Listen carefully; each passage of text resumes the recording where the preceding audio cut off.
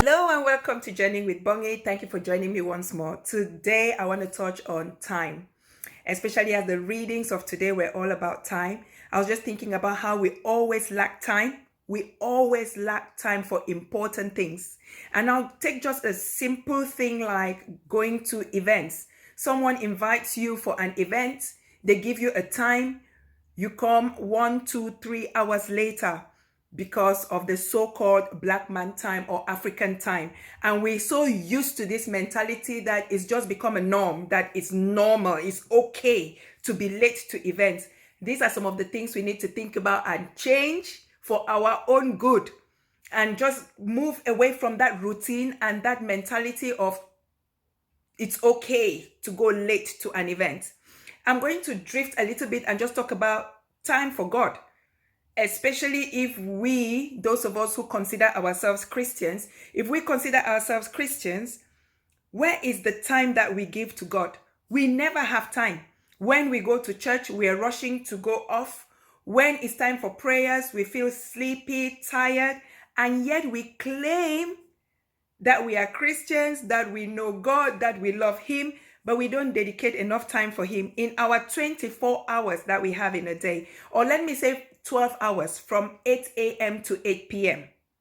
How much time do we dedicate to just thinking about the person who created us, who gave us that time? But we never have the time. So I'm going to just touch on the reading of today, which was so beautiful.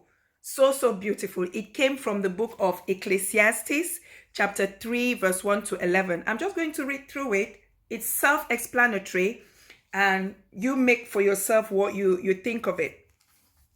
It says, there is a season for everything, a time for every occupation under heaven, a time for giving birth, a time for dying, a time for planting, a time for uprooting what has been planted, a time for killing, a time for healing, a time for knocking down, a time for building, a time for tears, a time for laughter, a time for mourning, a time for dancing, a time for throwing stones away, a time for gathering them up, a time for embracing, a time to refrain from embracing, a time for searching, a time for losing, a time for keeping, a time for throwing away, a time for tearing, a time for sowing, a time for keeping silent, a time for speaking, a time for loving, a time for hating, a time for war, a time for peace. What does a man gain for the efforts that he makes? I contemplate the task that God gives mankind to labor at. All that he does is apt for its time. But though he has permitted man to consider time in its wholeness, man cannot comprehend the work of God from beginning to end. The word of the Lord. Thanks be to God. So that's the word. And in summary, what I take of that is we can make time for everything because there is time for everything. And what I notice is that we make time for the things that we are interested in. When you have interest in something, you make time for it.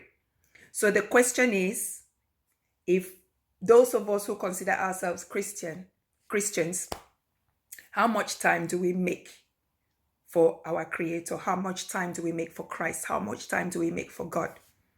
How much time? And if you're making little or no time, it doesn't mean you don't believe, it doesn't mean you're not a Christian, but it simply means that you don't have enough interest. And what can you do about it? Is it probably time that you reflect and see how you can build that relationship? I just wanted to touch on this to say we have to learn, one, to make time for God, because we don't know when that last day will come knocking and it will be too late.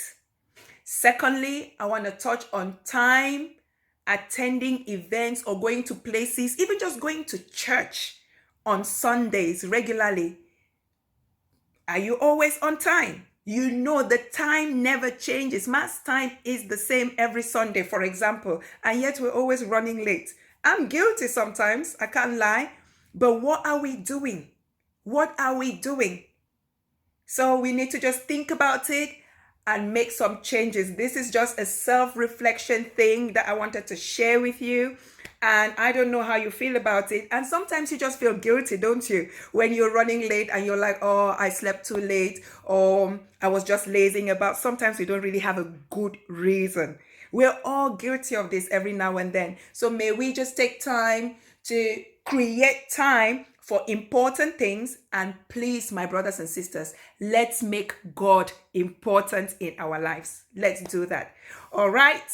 God bless you. And I bet you, I can guarantee you, when you do that and create time for him, he creates time for you. He will be there. He will be answering. He will be present. You will see the changes that will be happening and the testimonies that you'll be giving to the glory of his name. I'm not just babbling. That's a fact. If you want, try for yourself and see. Thank you for watching, for joining. God bless you.